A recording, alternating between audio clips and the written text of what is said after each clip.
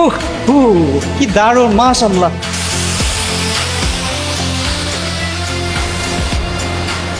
সমুদ্র যে ভয়ঙ্কর সুন্দর, এখানে না আসলে কিন্তু বুঝতেই পারতাম না।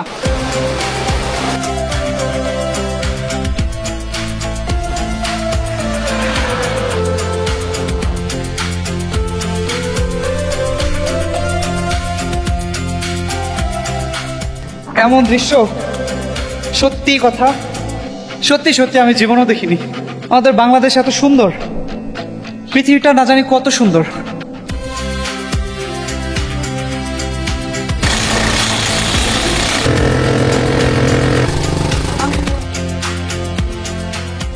সেই সুন্দর, অনেক ঢেউ না? হ্যাঁ, এই প্রথম সমুদ্রে নামলাম। কতটা সত্যি এই অনুভূতি ভাষায় প্রকাশ করার মতো না।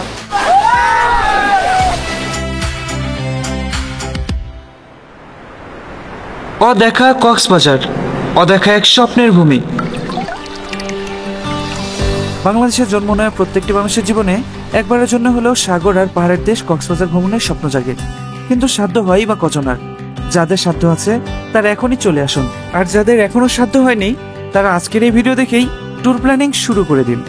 সঠিক পরিকল্পনা থাকলে হয়তো আগামী বছর আপনিও ঘুরে যেতে পারবেন আপনার স্বপ্নের কক্সবাজার। এই ভিডিওতে আমরা দেখাবো কেমন খরচ হবে, কোথায় খাবেন, কোথায় থাকবেন, আর কিভাবে সীমিত বাজেটে কক্সবাজারের অদেখা সৌন্দর্য এক্সপ্লোর করা যায়। তাই চলুন আগামী কিছু সময়ের জন্য হারিয়ে যাই স্বপ্নের কক্সবাজারে। আর হ্যাঁ, ভিডিও স্কিপ করবেন না, এই মুহূর্তগুলো সত্যিই জাদুকরী হতে যাচ্ছে।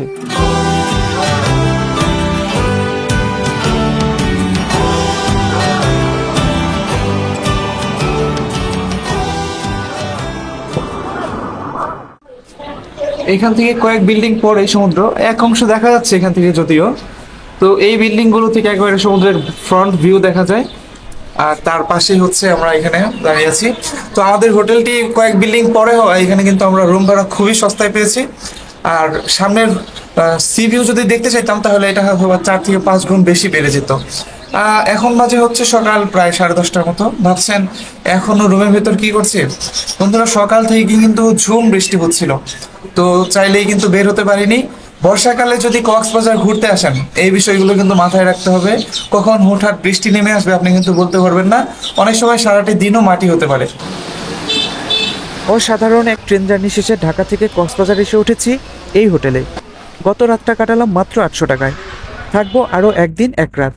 অফ সিজন চলার কারণে এখন হোটেল রুম ভাড়া তুলনামূলকভাবে অনেকটাই কম, তবে সিজন অনুযায়ী এই ভাড়ার পরিমাণ বাড়তেও পারে। আবার ঝিরিঝিরি বৃষ্টি। এই যে আমাদের হোটেল থেকে কেবলমাত্র বের হলাম, এটা হচ্ছে মেরিন ড্রাইভের রাস্তা। এখন এই ঝিরিঝিরি বৃষ্টি মাথায় নিয়ে বের হতে হবে, সারাদিন বসে থাকার কোনো মানেই হয় না। এরপর বের হলাম সকালে নাস্তা খাওয়ার উদ্দেশ্যে। যদি কম খরচে ভালোভাবে খাবার খেতে চান তাহলে মেইন রোডের চকচকে হোটেলগুলো এড়িয়ে একটু ভেতরের লোকাল হোটেলগুলোতে যেতে পারেন। আমরাও কাছের ভাই ভাই হোটেলে খেলাম। সকালের নাস্তা 15 30 টাকা, ডাল ভাজি 30 টাকা, 60 টাকা সকালের নাস্তা। একটা সিঙ্গারা এক্সট্রা নেওয়া হয়েছে, ওটির দাম হচ্ছে 10 টাকা। বাহিরে আবারও ঝুম বৃষ্টি, কিছুক্ষণ অপেক্ষা, তারপর থেমে গেল বৃষ্টি। নাস্তা শেষ করতে করতেই রোদ উঠে গেছে আলহামদুলিল্লাহ। রাস্তায় কাদা পানি যদিও, কিন্তু গাড়ি নিয়ে পর্যটকরা বের হচ্ছে। খাওয়া শেষ করে শুরু হলো সমুদ্রের শহর কক্সবাজার ঘুরে দেখার পালা। হাঁটতে হাঁটতে চলে এলাম কাছের কলাতলি মোড়ে। এখানে সারি সারি মোটরসাইকেল দাঁড়িয়ে থাকতে দেখলাম, আর জানতে চাইলাম ভাড়ার বিস্তারিত। কয় ঘন্টা কত টাকা? ঘন্টা হচ্ছে 300, 4 ঘন্টা 1200, প্যাকেজে নিলে 4 ঘন্টা 1000, 4 ঘন্টার উপরে নিলে ঘন্টা 200। 4 ঘন্টা 1000, আর 4 ঘন্টার উপরে গেলে ঘন্টা 200 করে বাড়বে না? কত দূর যাওয়া যাবে? টেকনাফ 0 পর্যন্ত। এছাড়াও চোখ পড়লো চান্দের গাড়ি নামে পরিচিত টুরিস্ট জিপ গাড়িগুলোতে, যেগুলো শুধুমাত্র রিজার্ভ ভিত্তিতে ভাড়া দেওয়া হয়। আমরা যেহেতু মাত্র 2 জন, তাই সেই অপশনটি এড়িয়ে গেলাম। তবে এখানে আছে কম খরচে ঘোরার জন্য লোকাল গাড়ি ব্যবস্থা। টেকনাফ কত করে একজন? টেকনাফ 200 টাকা, শাপলাপুর 150 টাকা। শাপলা ফুল আর টেকনাফের কত দূরত্ব কত? 30 কিলোমিটার। আগে শাপলা ফুল, আগে শাপলাপুর, তারপর হচ্ছে টেকনাফ, তারপর টেকনাফ। শাপলা ফুল কত? শাপলাপুর 150 টাকা, 150, আর টেকনাফ 200। আবার ওইখান থেকে আসার ব্যবস্থা আমাদের সেম আমাদের 30 মিনিট পর। ভাইয়া দুটো টিকিট দেন। এর ভিতরে তো কোনো থামবে না, সরাসরি যাবে সরাসরি একদম। শাপলা ফুলে দেখার মতো কি আছে? মাথিনের কূপ আছে, পুরা মেরিন ড্রাইভটা দেখতে পারবেন। দ্বিতীয় কথা হচ্ছে আপনার ওই যে সেন্ট মার্টিন যাওয়ার যে টিকিট আছে না, আপনাদের কাউন্টারে কথা বলে সিদ্ধান্ত নিলাম আগে লাবণী বিচের পাশে দাঁড়ানো ছাদখোলা বাসগুলোর খোঁজ নেই, দেখা যাক সেগুলোতে ভ্রমণ করা যায় কিনা। লোকাল অটোতে চড়ে মাত্র 10 টাকা ভাড়ায় রওনা দিলাম লাবণী পয়েন্টের দিকে।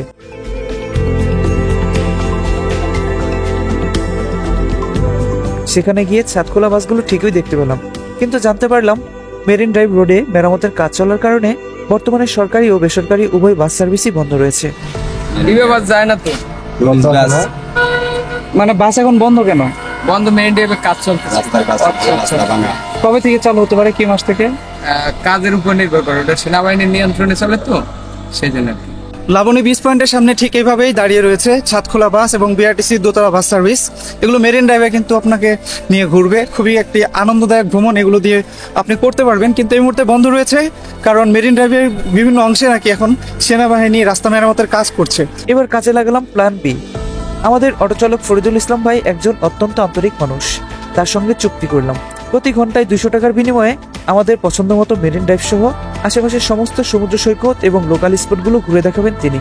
এই চুক্তিতে আমরা উভয়ই সন্তুষ্ট। যদি বাজেট কম হয় তাহলে ঘুরে দেখতে পারবেন অল্প সময়, আর যদি বাজেট বেশি থাকে ঘুরে ফেলুন পুরো দিন। সিদ্ধান্তটা এখন আপনার কিংবা আমার। যদি কেউ কক্সবাজার এসে ঘন্টাপ্রতি অটো নিয়ে ঘুরতে চান তাহলে ফরিদুল ইসলাম ভাইয়ের সাথে যোগাযোগ করতে পারেন। তার ফোন নাম্বার আমি স্ক্রিনে দিয়ে দিয়েছি।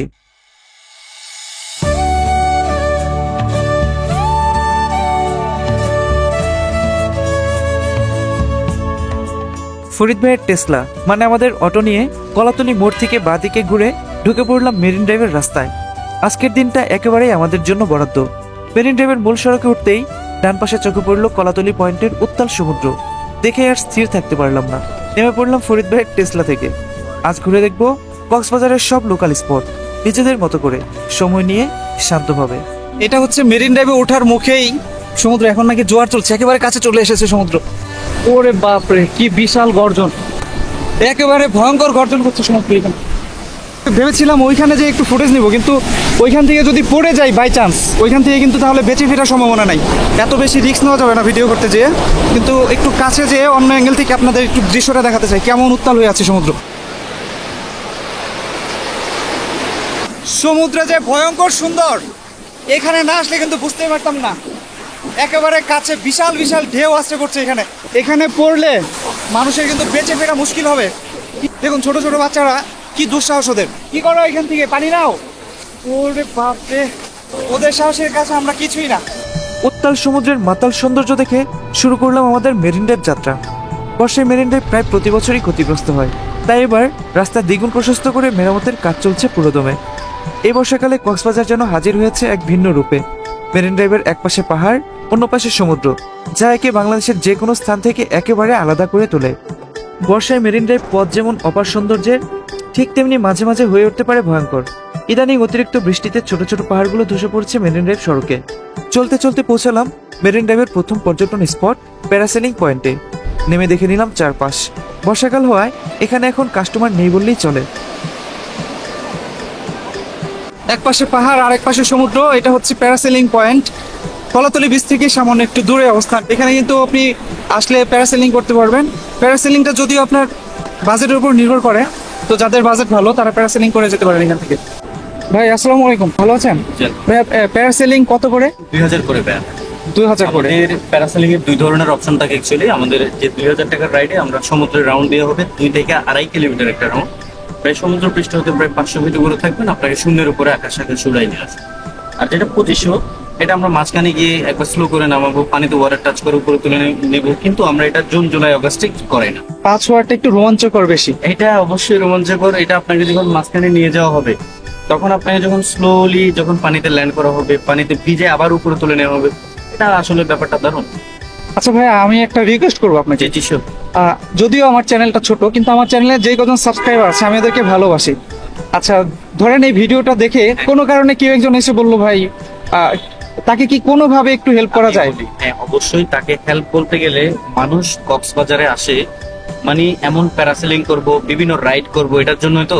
এখানে ডাজেন্ট ম্যাটার টাকা। আপনার যদি এই বিষয়টা আমাকে কেউ এখানে এসে যদি বলে, আমি ডিসকাউন্ট যদি দিতেও না পারে, কিন্তু এর চেয়ে বড় ফেসিলিটিস না, সেটা হলো ওনার রাইডের দিক থেকে কোনো কমতি আমি করব না। ওনার রাইডটা খুবই স্পেশাল দেব। আর যদি কেউ আপনাকে বলেও ডিসকাউন্টের কথা, আমার অনুরোধ রইল এটা সম্মান আপনি ভাবে, আপনি সম্মানজনক ভাবে আপনার জন্য যতটুকু হলে পারেন। দিব ইনশাআল্লাহ। আচ্ছা ঠিক আছে যতটুকু সম্ভব। বন্ধুরা। ভাই আপনার নামটা কি জানো? যে আমার নাম মোহাম্মদ আরিফ খান, এটা হলো president beach, parasailing point, satellite vision sea sports. আচ্ছা আরিফ ভাইকে আমি রিকোয়েস্ট করেছি আপনাদের জন্য, আপনারা এসে বলবেন যে লুৎফর আসিফ ভাইয়ের ভিডিও দেখে এখানে এসেছি। তো অবশ্যই আপনাদের জন্য এতটুকু করতে পারার চেষ্টা আমার রইল। আর ভাই অবশ্যই আপনাদেরকে যথোপযুক্ত সম্মান অথবা একটু হলেও ডিসকাউন্ট দেবে। ঠিক আছে ভাই? ইনশাআল্লাহ। প্যারাসেলিং পয়েন্ট পার হয়ে দেখা মিলল প্রকৃতির আরেক বিস্ময়কর সৌন্দর্য, পাহাড়ি ঝর্ণার। আর এই পাহাড় থেকেই বর্ষায় গড়িয়ে পড়ছে ছোট বড় প্রাকৃতিক ঝর্ণা। অটো থেকে নেমেই এমন একটি ঝর্ণা চোখে পড়তেই মনটা হয়ে গেল দিশেহারা পাখির মতো। আমি ছুটে গেলাম সেদিকে। বর্ষাকালে শুধুমাত্র এই ঝর্ণাটি দেখতে পারবেন একেবারে মেরিন ড্রাইভের রাস্তার পাশেই। এই যে দেখুন ঝর্ণার পানি যাওয়ার জন্য এখান দিয়ে রাস্তা করা। উহ হু কি দারুণ, মাশাআল্লাহ।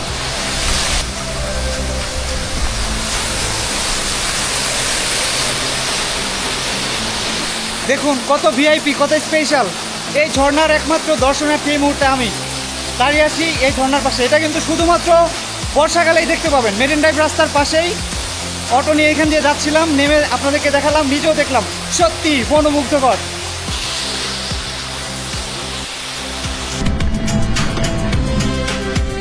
বর্ষায় সমুদ্র ধারণ করে এক ভয়ঙ্কর রূপ। বিভিন্ন স্থানে রাস্তা ভেঙে যাওয়ার আশঙ্কায় মেরিন ড্রাইভের পাশে বাঁধ নির্মাণের কাজ চলছে। হিমছড়ি পয়েন্টে প্রথম যে বাঁধ নির্মাণ প্রকল্পটি চোখে পড়ল সেটি বেশ স্পষ্টভাবে বোঝা যায়। হিমছড়ি উদ্যানের ঠিক আগে চোখে পড়ে এক অপূর্ব সুন্দর রিসোর্ট। আমি একটু পায়ে হেঁটে ঘুরে দেখলাম চারপাশটা। হিমছড়িতে আসলে আপনারা হিমছড়ির ঝর্ণা এবং পাহাড় দেখে যেতে পারেন। বর্ষাকালে যদিও পাহাড়ে একটু জনপ্রিয়তাটা কম, পাহাড়ে ওঠাটা অনেক সময় একটু রিস্ক হয়ে যায়। আর হিমছড়ির ঝর্ণা যে আপনারা দেখবেন এই মেরিন ড্রাইভ আস্তে আস্তে কিন্তু আপনারা দুই পাশে প্রাকৃতিক বেশ কয়েকটি ঝর্ণা দেখতে পারবেন। আমি প্রায় 3 থেকে 4টি ঝর্ণা দেখেছি, আস্তে আস্তে সম্ভবত 3টি দেখেছি।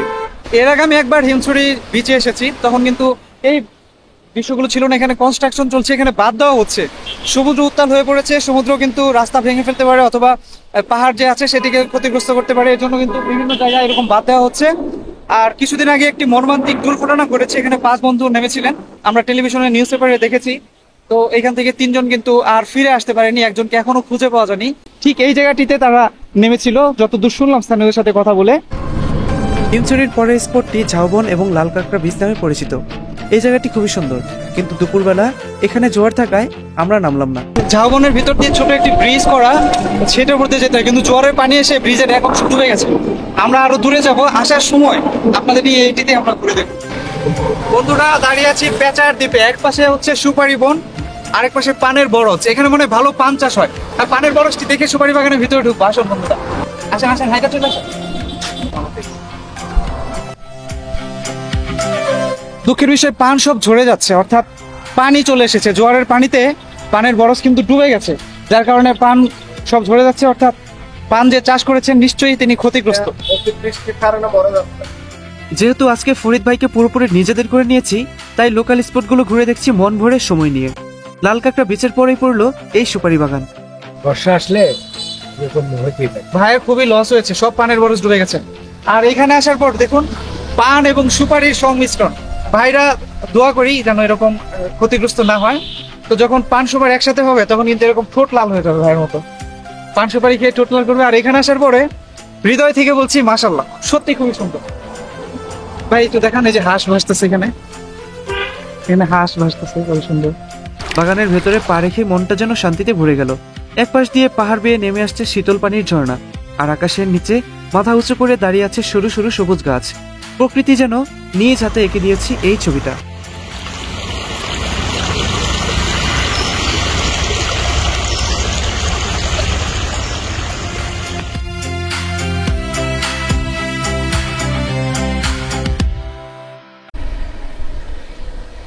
মারমেইড বিচ রিসোর্ট, এটার ভিতরে সুন্দর স্পট রয়েছে আর রেস্টুরেন্ট রয়েছে এই পাশে।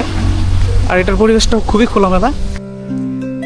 অনেকেই ভাবেন এটা বুঝি শুধুই ধনীদের জন্য, আমাদের মতো সাধারণ পর্যটকদের সেখানে যাওয়া যেন স্বপ্নের মতো। কিন্তু বিষয়টা একদমই এমন না। হ্যাঁ, এখানে থাকতে হলে খরচ একটু বেশি, তবে আপনি চাইলে দর্শনার্থী হিসেবেও প্রবেশ করতে পারবেন। চাইলে ভেতরের রেস্টুরেন্ট থেকে সাধ্যের মতো কিছু খেয়েও নিতে পারবেন। রিসোর্টটির বিশেষত্ব ঠিক কোথায় তা বোঝা যায় ভেতরে ঢুকেই। পরিপাটি আর ছিমছাম চারপাশ, আর তার চেয়েও বেশি মন কাড়া পেছনের সি ভিউটা।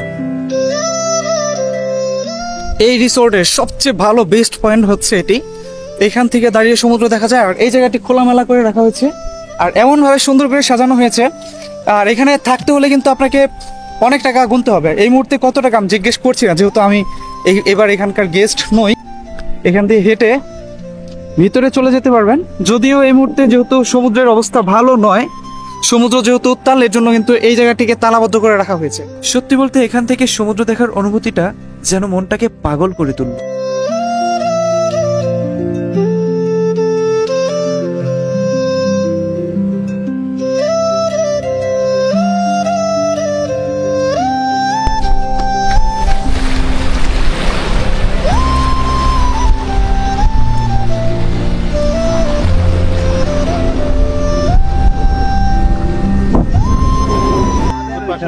ফার্স্টে ছিল 5 জন, তো 3 জন লোক চলে গেছে, একজন লোক আইজো পাই না।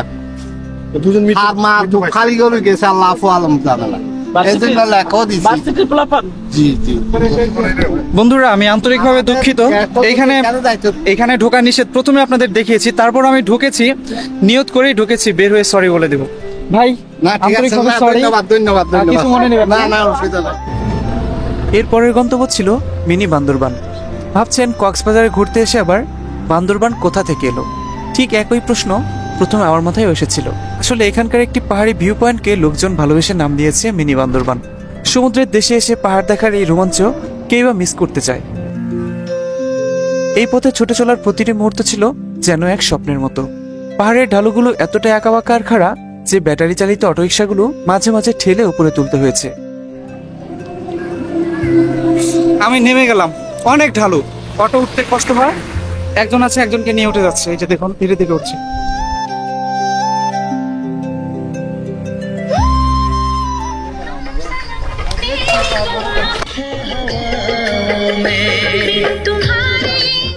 একজন সুখী মানুষের সাথে দেখা হলো। আমাদের নাই কোনো টেনশন, নাই কোনো মানে কিছু নাই আর কি, টেনশন নাই। বউ আছে তো? আমরা সুখী আছে অবশ্যই। আচ্ছা, তাহলে তো মহা সুখী। রাজা আছে, রানী আছে। বন্ধুরা, মিনি বান্দরবান চলে এসেছি। মনের অজান্তেই চলে আসলাম। আসলে কই কই যাব ঠিকই তো করিনি, কিন্তু আমাদের যে অটোওয়ালা ভাই রয়েছে, আমাদের চেয়ে অনেক সিনিয়র, সবকিছু বুঝিয়ে বললাম, সব ঘুরিয়ে দেখাচ্ছে। এমন এমন জিনিস দেখছি যা না দেখলে এই কক্সবাজার আসাটা বৃথা হয়ে যেত। ফটো সেশন শেষে শুরু হলো পাহাড়ের উপরে ওঠার পালা। উঠতেই মনটা একেবারে বিস্ময়ে ভরে গেল। কাকা, কেমন লাগছে বলুন? অনেক ভালো, অনেক ভালো। ওই যে ওটা হচ্ছে মায়ানমার। পা অনেক বড় থাকলে এক পাহাড়ে, এই পাহাড়ে এক পা দিয়ে ওই পাহাড়ে আরেক পা দিয়ে চলে যেতাম। এখান থেকেই দাঁড়িয়ে দেখা যাচ্ছিল পার্শ্ববর্তী দেশ মিয়ানমারের সীমান্ত জনপদ। এমন দৃশ্য সত্যি কথা, সত্যি সত্যি আমি জীবনেও দেখিনি। আমাদের বাংলাদেশ এত সুন্দর, পৃথিবীটা না জানি কত সুন্দর। আর বাংলাদেশ অন্যান্য দেশের তুলনায় কোনো অংশেই কম নয়। এটাকে মিনি বান্দরবান বলা হয়। বান্দরবান কখনো যায়নি, জানি না বান্দরবান কেমন। তো এখানে এসে যা দেখছি, চারপাশে পাহাড়, সবুজ ঘন গাছপালা, আর দূরে কুয়াশা, মেঘ, আকাশ, আর অন্য দেশের সীমানা। কি সুন্দর।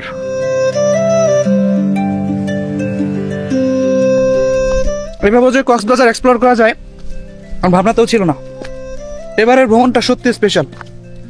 যদি কখনো কক্সবাজার আসেন, ভাইয়ের ফোন নাম্বার দিয়ে দিব। ভাই আপনাকে গাইডের মতো করে, ছোট ভাইয়ের মতো করে সবকিছু ঘুরে দেখাবে। জি, আমার নাম মোহাম্মদ ফরিদুল ইসলাম। আসলে যোগাযোগ করবেন, ইনশাআল্লাহ চেষ্টা করব সবকিছু ঘুরিয়ে আপনাদের মন মতো করে দেখানোর জন্য, নিরাপত্তার সহিত।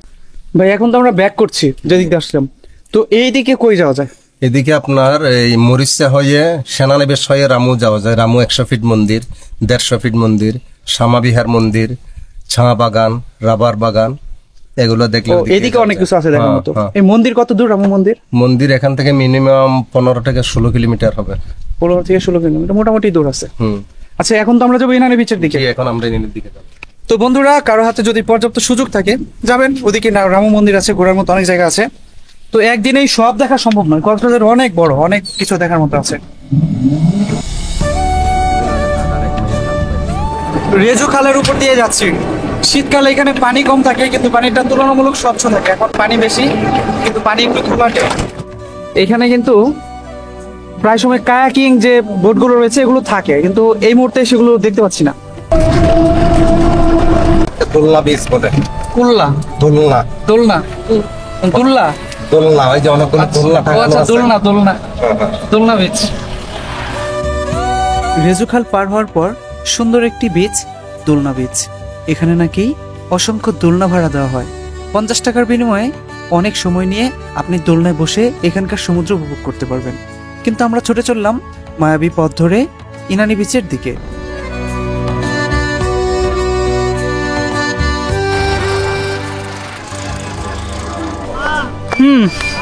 প্রায় 28 কিলো দূরে কলাতলি থেকে ইনানি বিচ পয়েন্টে এসে নামলাম। যদিও নিরিবিলি বলা হয়, তারপরেও কিন্তু মানুষ কম নয় এই বিচে। ও 400 টাকার যে প্যাকেজ রয়েছে, দুইজনকে নিয়ে ওই পাশে নদী আছে, নদী পর্যন্ত যাবে, 200 টাকায় রাজি হয়েছে। তারপর বলছে যে ভাইয়া 50 টাকা বাড়িয়ে দিয়ে দুইজন যাবো, যাওয়া যেতেই পারে, চলুন বন্ধুরা।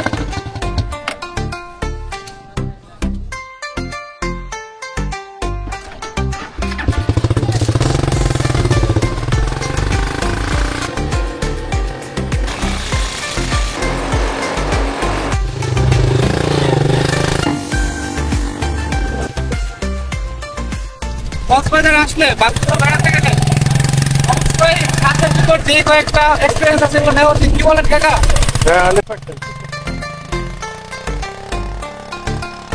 ইনানিতে যদি আসেন, আসলে আমি কখনোই তো এই বাইকে চড়ার পক্ষে ছিলাম না, কিন্তু একবার হলো চড়া উচিত বলে মনে করি। আশরাফের কাছে আসলে সবাই যদি 400 রাখে, ও আপনাকে 200 কিংবা 250-র ভিতরে যতটুকু দেখানো যায় দেখাবেন। ইনানিতে আসলে ওকে খুঁজতেই কিন্তু আপনারা পাবেন। ঠিক আছে, ঠিক আছে, সমস্যা না, কমে রাখবো, 200 টাকা রাখবো, 150 টাকা রেট। 400 টাকা রেট, 200 টাকা রাখবা দুজনকে, জি। ঠিক আছে? মনে থাকে ঠিক আছে। রাখবে? আচ্ছা, আশরাফ কিন্তু রাজি হয়েছে বন্ধুরা, এই ভিডিও প্রমাণ। আপনারা ইনানিতে আসলে আশরাফকে খুঁজে বের করে আশরাফের বাইকে উঠবেন। 400 টাকার বাইক রাইড 200 টাকায় দেওয়ার কথা বলেছিল ও, কিন্তু আমি খুশি হয়ে ওকে আমি আর 100 টাকা বেশি দিয়েছি। 200 টাকায় বলে নিয়েছিলাম, কিন্তু দেখলাম যে যথেষ্ট পরিমাণ ও ঘুরিয়েছে আমাদের দুজনকে। ইনানি বিচের পরে মেরিন ড্রাইভের সৌন্দর্য যেন দ্বিগুণ বেড়ে গেল। প্রকৃতির এই রূপ চোখে পড়ার মতো। পথে দেখতে পেলাম একটি জনপ্রিয় ওয়াটার পার্ক। এন্ট্রি ফি 1400 টাকা। এর ঠিক পাশেই রয়েছে পালঙ্কি নামে পরিচিত একটি জনপ্রিয় সামুদ্রিক রেস্টুরেন্ট। আরেকটু এগোতেই চোখে পড়ল কক্সবাজারের 5 স্টার মানের বে ওয়াচ হোটেল। সত্যি বলতে এই পুরো পথটাই যেন এক একটা চমক। সেনাবাহিনী দ্বারা পরিচালিত বেওয়াস হোটেল, পরিবেশ অনেক ভালো। নিচের রুমগুলো 8,000 টাকার মধ্যে পাবেন আপনি। পরে 1 লাখ টাকার উপরে পর্যন্ত 4-5টা রুম আছে বিয়ে। মানে এক রাত থাকলে 1 লাখ টাকার উপরে খরচ করতে হবে, অনেক ভিআইপি। এটা হচ্ছে বে ওয়াচ 5 স্টার। আর এই নিচে যেটা দেখতে পাচ্ছেন এটা হচ্ছে ডেরা, এটাও উন্নত মানের। আর এই যে বে ওয়াচের কথা বলছিল একেবারে 5 স্টার, এটা নাকি সেনাবাহিনী কর্তৃক পরিচালিত। আপনি হোটেলের রুমে বসে বসে সমুদ্র দেখতে পারবেন। আরে বোঝাই যাচ্ছে বড় লোকদের জন্য জায়গা এটা, যাদের টাকা পয়সা অনেক ভালো আছে এখানে আসবেন। বে ওয়াচে এক রাত হলেও থাকার অভিজ্ঞতা নেওয়া উচিত, যারা টাকা পয়সা খরচ করার সামর্থ্য যাদের রয়েছে। আর আমাদের মতো যারা রয়েছে আমরা দেখেই দুধের স্বাদ ঘোলে মেটাচ্ছি। বে ওয়াচের যে নিজস্ব বিচ ওই পাশে দেখলাম, সেটাতে লেখা সংরক্ষিত এলাকা এবং এখানে ভিআইপি সিকিউরিটি, এবং বিচে বসে আপনি যত ধরনের ফ্যাসিলিটিস উপভোগ করবেন সব কিন্তু এই হোটেল কর্তৃপক্ষই বহন করবে। তারপর চোখে পড়ল কোস্ট গার্ডের সংরক্ষিত একটি জেটিঘাট। সমুদ্র তীরে মানুষজন উপভোগ করছে এর বিশালতা। কেউ কেউ আবার ছিপ ফেলে মাছ ধরছে। এরপরই পৌঁছে গেলাম পাটুয়া টেক। এটি একটি প্রবাল বীচ। প্রবাল পাথরগুলো এই স্থানকে অন্যান্য বীচ থেকে আলাদা করে তুলেছে। এটা মূলত পাটোয়ার ট্যাগ, এটার আদি নাম পাথর বীচ, আবার অনেকে রানী বীচ বলে। রানী বীচটা হয়তো এই কারণে বলে শুনছি, যার নামে কক্সবাজারটা হয়তো কক্স ক্যাপ্টেন, ওনার রানী এখানে এসে, ক্যাপ্টেন কক্স, ওনার রানী এখানে এসে কিছু সময় কি অবস্থান করছিল বা সময় কাটিয়েছিল, ওর নামে এটা রানী বীচ বলা হয়। এসে পড়েছি পাটোয়া টেক বিচে। পাটোয়া টেক প্রায় কলাতলি থেকে 35 কিলোমিটার দূরে, অর্থাৎ কক্সবাজার শহর থেকে 35 কিলোমিটার দূরে। ফরিদ ভাই বলছিলেন যে এটি নাকি খুবই নিরাপদ একটি বিচ, এজন্যই কারণ এখানে কোনো চূড়া মাটি বা বালু নেই, এখানে রয়েছে আপনার কোরালে ভরপুর। আর এর জন্যই কিন্তু এই বিচে অনেকে ঘুরতে আসেন এই কোরাল দেখার জন্য। এখান দিয়ে খুবই সাবধানে হাঁটতে হবে, কারণ পাথর উঁচু নিচে তো, এই কারণে পা দেখা যাচ্ছে, ব্যালেন্স করে রাখতে সমস্যা হয়। আমার 2-1 বার হলো এর জন্য একটু সাবধানে যাচ্ছি এবার।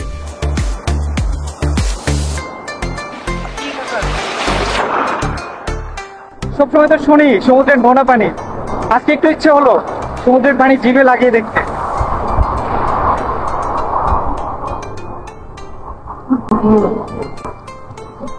মনে হচ্ছে 1 ফুট লবণ দিয়ে 1 গ্লাস পানি খাচ্ছে।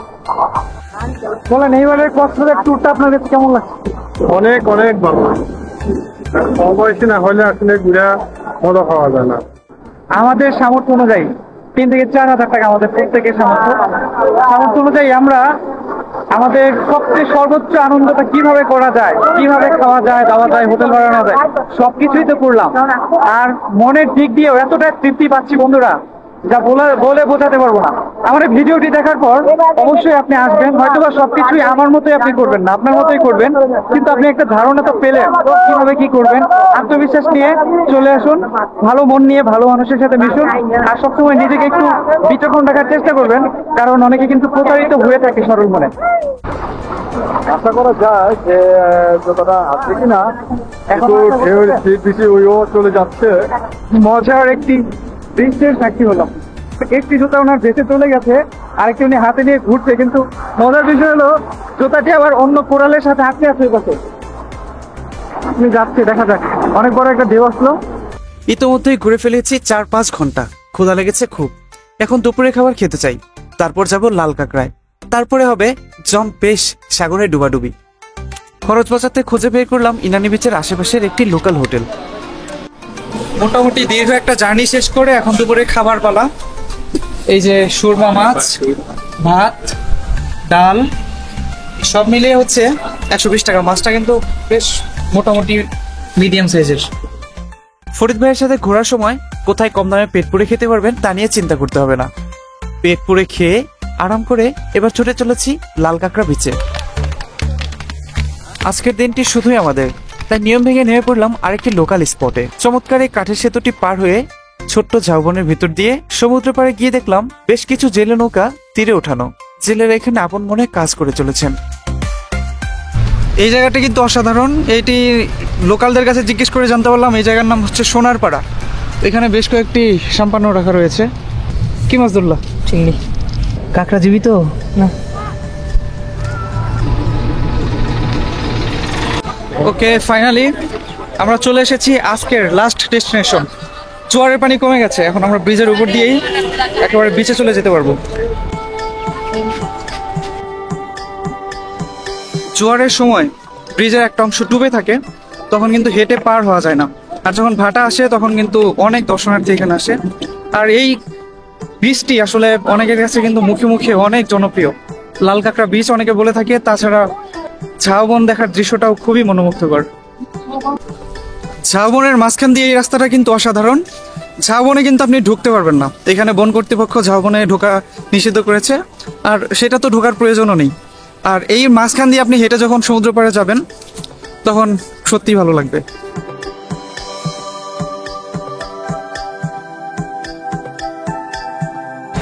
ও, বিচে এখন ভাটা চলছে, সমুদ্র নেমে অনেক দূরে চলে গেছে।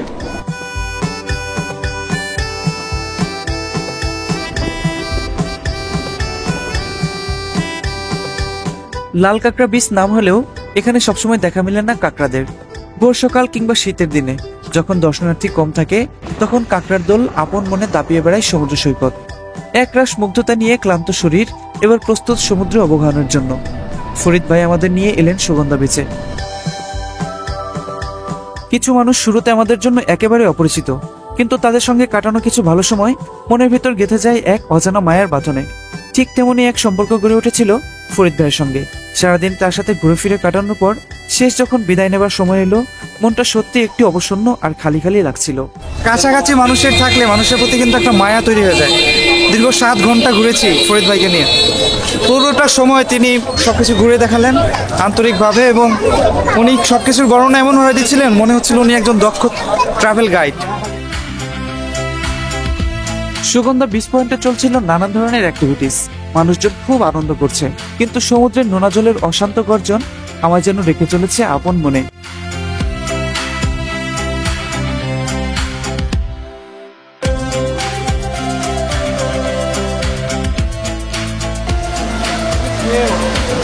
আগে একবার কক্সবাজার এসেও সমুদ্রে নামা হয়নি, কিন্তু এবার আর সুযোগ মিস করতে চাই না। ঢেউ কেমন? ঢেউ সেই সুন্দর অনেক ঢেউ ভাই। না? হ্যাঁ, আজকে হচ্ছে ভাটি নিচ থেকে শুধু টানতিছে। শুধু নিচের দিকে চলে আসছে হ্যাঁ, ভাটায় নিচের না? দিকে যাচ্ছে এই জন্য ওরে! দেখুন ঢেউয়ের কি ধাক্কা। এই প্রথম সমুদ্রে নামলাম, কতটা সত্যি এই অনুভূতি ভাষায় প্রকাশ করার মতো না। দেখুন এখানে কি অ্যাক্টিভিটি করছে।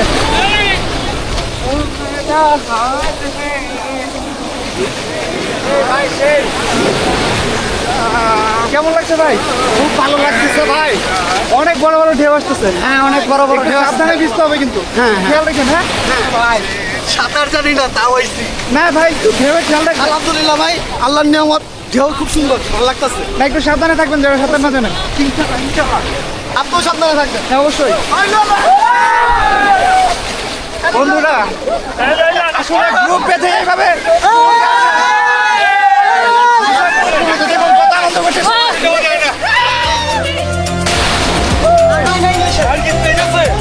ইংলিশে ও মাই গড, হ্যাঁ হ্যাঁ, ওদের নাম কি? লুৎফর আসিফ।